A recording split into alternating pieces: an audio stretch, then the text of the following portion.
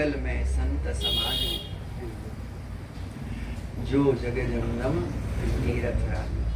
तो ऐसी पवित्र कार्तिक मास जैसा मास, पूज्य महाराज श्री की सन्निधि, श्री हनुमान जी की सन्निधि और इतने प्रेमी भक्तों की सन्निधि के मध्य में ये हमारी श्री रामार्चन लगभग अपने लक्ष्य की तरफ है, अपनी पूर्णता की तरफ है। तो हम जिसलिए शांत होके बैठे हैं वह है श्री रामार्चन के महात्म्य का श्रवण।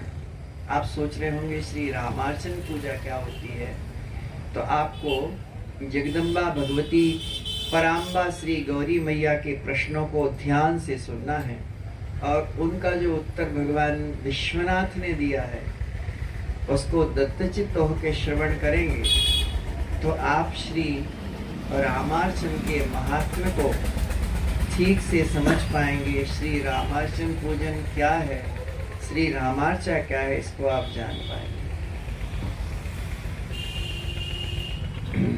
सावधानाः भवन्तु। श्री पार्वत्युवाच भगवन् सर्वधर्मज्ञ सर्वशास्त्र विशारद लोकानाम् उपकारार्थं यतनान्युक्तान्यनेकशः। संपूर्ण शास्त्रों की श्रोता जगत जननी भगवती पार्वती भगवान शिव से पूछती हैं, भोलेनाथ आप समस्त धर्म के मूल हो, समस्त शास्त्रों के ज्ञाता हो, आपने जगत के कल्याण के लिए अनेक मंत्र तंत्र यंत्रादि का जाल बना दिया है, अनेक मंत्र भेद प्रकट किए हैं। मानव जीवन सुखी हो सके इसके लिए आपने बहुत से स्तोत्रों की, मंत्रों की, तंत्रों की रचना की है, परंतु हे नाथ फिर भी प्राणी दुख भोग रहा है, बहुत श्रम करता है दुख दूर करने के लिए, परंतु उसका दुख दूर नहीं होता।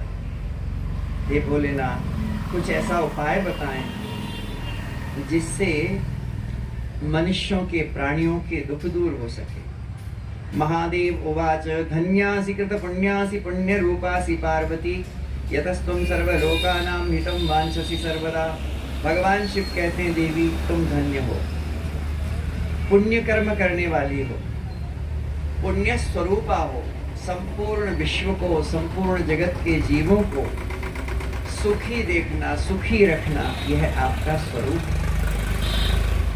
जगदम्बा ने जहां जहां प्रश्न किया उसमें उनका कोई निजी लाभ नहीं है, निजी स्वार्थ नहीं। मानस में भी जगदम्बा जब प्रश्न करती हैं तो भगवान विश्वनाथ गदगद हो जाते हैं और उनके श्रीमुख से ये वचन निकलते हैं, धन्य धन्य गिरिराज कुमारी तुम समान नहीं को उपकारी, पूछ्यो रघुपति कथा प्रसंगा सकल लोक जग पावनी। तो यहाँ पर भगवान शिव कहते हैं देवी तुम धन्य हो। सुनो देवी, मैं प्राणी मात्र के दुख विनाशक उपाय का कथन करता हूँ। समस्त साधनों का एकमात्र प्रवर्तक, तुष्टि पुष्टि प्रदायक, चतुर्विध पुरुषार्थ को देने वाला मर्यादा पुरुषोत्तम भगवान श्री राम का यह श्री रामार्चन यज्ञ है। इसी रामार्चन यज्ञ के द्वारा ब्रह्मा जी समस्त लोकों की सृष्टि करते हैं। भगवान विष्णु चराचर जगत का पालन करते हैं, पर भगवान शिव मैं स्वयं हे देवी संपूर्ण जगत का संहार करता हूँ। तीनों लोकों में श्री रामार्चन से बढ़कर के ना तो कोई यज्ञ है, ना कोई तप है, ना कोई दान है और ना कोई जप। इसलिए प्राणी मात्र को इस पुण्य कर्म को अवश्य करना चाहिए। सामर्थ्य ना हो तो 2-4-6 लोग मिलकर कर लो, लेकिन इस पुनीत यज्ञ को अवश्य करना चाहिए। श्री रामार्चन यज्ञ समस्त आदि व्याधि को नष्ट करके मानव को निर्भय करने वाला है। जितने दैवी गुण हैं, क्षमा, सुहृदयता, वैष्णवता, उदारता आदि समस्त सद्गुणों को ये साधकों के हृदय में प्रकाशित करता है। और जितने भी काम मद लोभादि जो शत्रु हैं, जो नित्य शत्रु हैं मानव के, उनसे रहित साधक के हृदय को कर। इसलिए यह अति दिव्य श्री रामार्चन यज्ञ देवी श्री रामार्चन के बिना, माने भगवान श्री सीताराम जी के पूजन के बिना किसी भी अनुष्ठान और मनोरथ की सिद्धि नहीं होती है। जो रामार्चन करते हैं उनके समस्त मनोरथ पूर्ण होते हैं। ग्रहों में जैसे सूर्य महान है, ताराओं में जैसे चंद्र महान है, वैसे ही समस्त यज्ञों में श्री रामार्चन यज्ञ। देवी सुनो, एक बार ब्रह्मा जी भगवान के नाभि से कमल प्रकट हुआ। कमल पे ब्रह्मा जी महाराज विराजमान थे। उन्होंने देखा सारा विश्व अंधकार में है। वे बड़े ही दुखित हुए, विचार करने लगे मैं क्या करूं। उसी समय आकाशवाणी हुई कि हे ब्रह्मदेव, आप श्री रामार्चन यज्ञ करिए। ब्रह्मा जी की समझ में नहीं आया कैसे रामार्चन यज्ञ होगा, कैसे होगा, क्या विधि है। तो उन सर्वसमर्थ परमात्मा का श्री ब्रह्मा जी ने स्तवन किया है। यो मे कार्षीत समुत्पत्तिम यो मां वाक्यैरबोधयत् कर्ता कारेता सोद्य भवेन्मे दृष्टिगोचरः तस्याहं शरणं प्राप्तो भूयो भूयो नमो नमः। मैं उन परमात्मा की शरण में हूँ जो इस सृष्टि के निर्माण करता भी हैं, पालन करता भी हैं और संहार करता भी हैं। वे परमात्मा, वे समर्थ परमात्मा मेरे सामने प्रकट हों और मेरी इस चिंता का अपनोदन करें। इस प्रकार से ब्रह्मा जी के स्तवन करने पर सनातन भगवान श्री हरि तत्क्षण उनके सामने प्रकट हुए। श्री भगवान से ज्यादा जीव का हितैषी संसार में दूसरा कोई नहीं। ये बात भगवान शिव कह रहे हैं। उमा राम समहित जग माही गुरु पितु मातु बत। गुरु की महिमा बड़ी भारी होती है, लेकिन गोस्वामी जी ने गुरु जी को भी इसमें रख दिया। यहाँ गुरु की निंदा नहीं है, लेकिन गुरु की महिमा भी केवल इसलिए होती है कि वो साधक को या अपने आश्रित को भगवान का पथ दिखाता है, भगवान के पथ पे चलना सिखाता है। इसी कारण से गुरु के नहीं। और जो गुरु अपना ही भजन कराने लगे या हमरे चरण धो के पियो वैसे कल्याण हो और हमरो ही नाम जपो, ऐसे बहुत सारे गुरु हुए मारे मारे पीते। इसलिए सदगुरु पदवाच्य तो श्री भगवान जगत गुरुंच शाश्वतम तुरीयमेव केवल। वे समर्थ परमात्मा ही। तो दास निवेदन कर रहा है चरणों में पूज्य संतों के कि श्री प्रभु कृपा से भगवान श्री हरि प्रकट हुए ब्रह्मा जी के सामने और कहा हे ब्रह्मदेव, आप यज्ञ करिए, श्री पूजन यज्ञ करिए, रामार्चन यज्ञ करिए। श्रुत्वा ब्रह्मा नमस्कृत्य संस्तुत्योवाच सादरम् देवदेव कथम कुर्याम रामार्चाम तद्वदात्मना। श्री ब्रह्मा जी ने कहा प्रभो, श्री रामार्चन की विधि क्या है। भगवान विष्णु ने कहा सुनो ब्रह्मदेव, साधक को चाहिए कि अपने मनोरथ की सिद्धि के लिए समस्त राम भक्तों को बुलाए, समस्त भक्तों को, बंधु वर्ग को बुलाए, मित्रगणों को बुलाए और ब्राह्मणों को आहूत करे। श्री रामार्चन में ब्राह्मणों को अवश्य बुलाना चाहिए। भगवान के जो परम वैष्णव त्यागी विरागी संतजन हैं उनको भी रामार्चन यज्ञ में बुलाना चाहिए। भगवान विश्वनाथ कह रहे हैं संतों को बुलाए, ब्राह्मणों को बुलाए और आदर पूर्वक बुला के उनकी ठहरने की व्यवस्था करे, उनके अल्पाहार भोजन आदि की व्यवस्था करे और इसके बाद सुंदर ज्योतिषी से मुहूर्त निकलवा करके पंचमी तिथि, पूर्णिमा हो अथवा द्वादशी हो, संक्रांति हो, पुण्यकाल हो, अमावस्या हो, कोई भी दिन हो, ऐसे पवित्र दिवस में श्री रामार्चन करे। जिस जगह रामार्चा होनी हो वहाँ गौ के गोबर से उस पृथ्वी का शोधन करे, लीपे, वहां पर मंडप का निर्माण करे, उसमें चंदोबा लगाए, पताका लगाए, तोरण लगाए, सुंदर 4 द्वारों का निर्माण करे। उन चारों द्वारों पर केसर आदि से सुगंधित द्रव्यों से परिपूर्ण पंचपल्लव से युक्त घट के ऊपर दीप रख करके तंडुल राशि पर जल से पूर्ण कुंभ स्थापित करे। ऐसा मंडप के चारों तरफ चारों कोणों में करे, एक प्रधान कलश रखे। तत्पश्चात जो मंडप में केला के खंभ लगे, यदि हो सके तो वे सफल हों। यहाँ महात्म में मंडप में जो कदली खंभ लगे हैं, इनका विधान तो सफल का है, लेकिन गुरुजी कहते थे भैया कहीं ना मिले तो फिर क्या करें? बोले जो मिल जाए उसमें ही श्री रामार्चन करनी चाहिए। पूजन की प्रधानता है, जितनी विधि का अधिक से अधिक पालन हो सके। अस्तु, फिर पीठ पर उत्तम पीला वस्त्र बिछा करके नीले, पीले, लाल, काले एवं श्वेत रंग में चावल रंग कर 21 कोष्ठक के यंत्र का निर्माण करें। ये जो पीठ जिस पे आपने प्रातः काल से अभी तक पूजा की, इसी यंत्र में, इसी पीठ के ऊपर में 21 कोष्ठक के यंत्र बना हुआ है। आपने सब उसमें फोटो भी लिया होगा, देखा भी होगा। और उसके मध्य में परिवार सहित भगवान श्री सीताराम जी का आह्वान करें। अब यहाँ जो ठाकुर जी ब्रह्मा जी को बता रहे हैं, वो केवल ये बता रहे हैं कि कहाँ कहाँ, किस कोण में, किस दिशा में, किस देवी देवता की पूजा।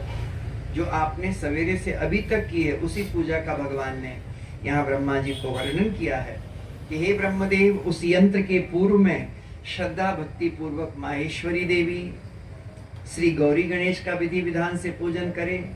फिर पूर्व भाग में महाशक्ति का, दक्षिण में भगवती पराम्बा महालक्ष्मी का, पश्चिम में महादुर्गा और उत्तर में गायत्री, सावित्री, सरस्वती और समस्त मातृकाओं का पूजन करें। ईशान कोण में सिद्धि बुद्धि का, अग्नि कोण में लोक मातृकाओं का, नैऋत्य कोण में महादेवी। पुराणों में महादेवी श्री तुलसी जी को कहा है, इसलिए इस पीठ पे भी श्री महादेव जी के स्थान पे हम सब तुलसी की स्थापना करते हैं, उनको विधिवत आसन दे करके और षोडशोपचारों से उनकी पूजा की जाती है। तो पीठ के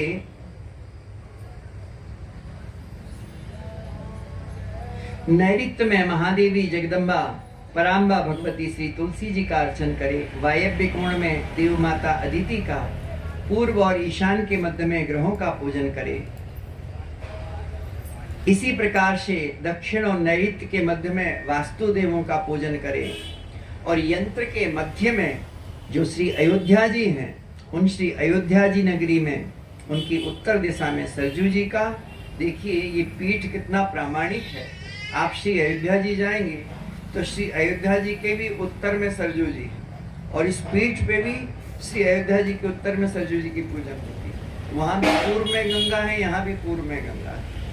और वहाँ दर्शन करेंगे तो ये आपको पीठ और भी अच्छे से समझ में आएगा कि इसका रहस्यात्मक स्वरूप क्या है, जब श्री अयोध्या जी का आप किसी संत के माध्यम से सूक्ष्म दर्शन करेंगे। अस्तु, तो अयोध्या के पूर्व में भगवती गंगा का, दक्षिण में भूशक्ति का, भूदेवी का पूजन करें। फिर दक्षिण में नल, नील, केशरी, सुषेण, ऋक्षराज श्री जामवंत जी, श्री अंगद जी, श्री सुग्रीव जी, इनका पूजन करें। पश्चिम दिशा में विमलादि शक्तियों का पूजन करें। उत्तर में भक्ति सहित भगवान के परम भागवत भक्त श्री विभीषण जी का पूजन करें। पुनः पूर्व दिशा में समस्त शास्त्रों के महान पंडित जो चक्रवर्ती दशरथ जी के अष्टमंत्री हैं, ऐसे मंत्री नहीं हैं, समस्त वेद वेदांगों का, समस्त शास्त्रों का उनको पूर्ण ज्ञान कि चक्रवर्ती जी जिस विषय में भी जो भी शंका करें, जो भी पूछें, उन सब का उत्तर देने में, पूर्ण रूप से सटीक उत्तर देने में वे मंत्री समर्थ हैं। ऐसा वर्णन है मंत्रियों का श्रीमद् वाल्मीकि रामायण। और यहाँ शिव संहिता में स्वयं भगवान शिव चक्रवर्ती दशरथ जी के अष्टमंत्रियों का वैशिष्ट्य बता रहे हैं कि वे समस्त शास्त्रों में, समस्त ज्ञान में पारंगत हैं, समस्त विद्याओं में पारंगत हैं। ऐसे पूर्व दिशा में अष्टमंत्रियों का पूजन करें। पुनः पूर्व दिशा में कौशल्या आदि देवियों के सहित चक्रवर्ती महाराज दशरथ। आदि शब्द इसलिए लगाए कि कौशल्या ही उनकी केवल रानी नहीं है, चक्रवर्ती दशरथ जी की 3 रानी तो प्रधान है। इसके अलावा महर्षि वाल्मीकि के अनुसार 350 रानियां हैं। और गोस्वामी जी के अनुसार चक्रवर्ती दशरथ जी की 700 रानियां हैं। इन सबके प्रमाण भी गोस्वामी पाद के ग्रंथों में हैं। इसलिए यहाँ कौशल्यादि देवियों के आदि शब्द इसीलिए लगाया है कि कौशल्यादि जितनी दशरथ जी की रानियां हैं उनके सहित दशरथ जी महाराज का पूर्व दिशा में पूजन होता है। दक्षिण में उर्मिला सहित श्री लक्ष्मण लाल जी का, पश्चिम दिशा में श्रुति कीर्ति जी के सहित शत्रुघ्न लाल जी का, उत्तर में भगवती मांडवी के सहित भरत लाल जी का पूजन करना चाहिए।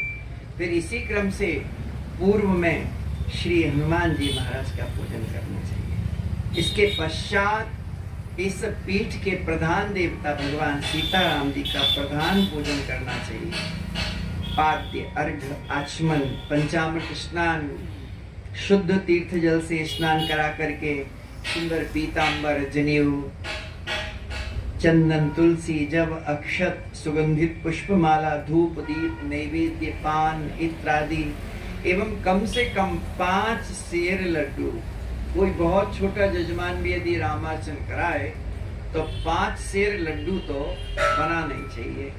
इतने देवता हैं, नाना और सामर्थ्य हो तो खूब पकवान बनाए, भगवान को भोग लगाए, पूजन करे, नारियल की बलि देकर आरती करे, फिर 4 बार परिक्रमा करके साष्टांग वंदन करे, फिर भगवान सीताराम जी का प्रसाद श्री हनुमान जी को समर्पित करे।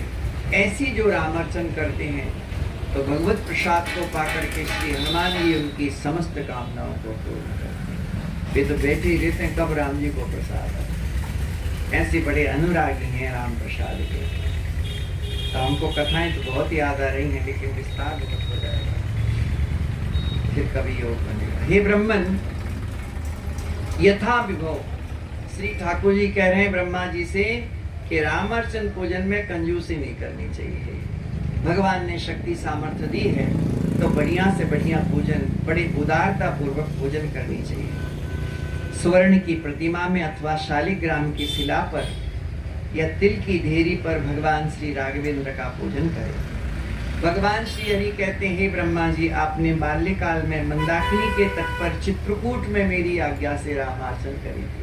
अभी हमारे महाराज श्री भी गए थे रामार्चन चित्रकूट में, तिवारी जी भी गए थे, हमको कोई बता रहा था। तो चित्रकूट में आपने मेरी आज्ञा से रामार्चन की थी, वहां प्रभु ने आपको दर्शन दिया था। उसके बाद आपने प्रसाद वितरण किया, आपके मनोरथ पूर्ण हुए।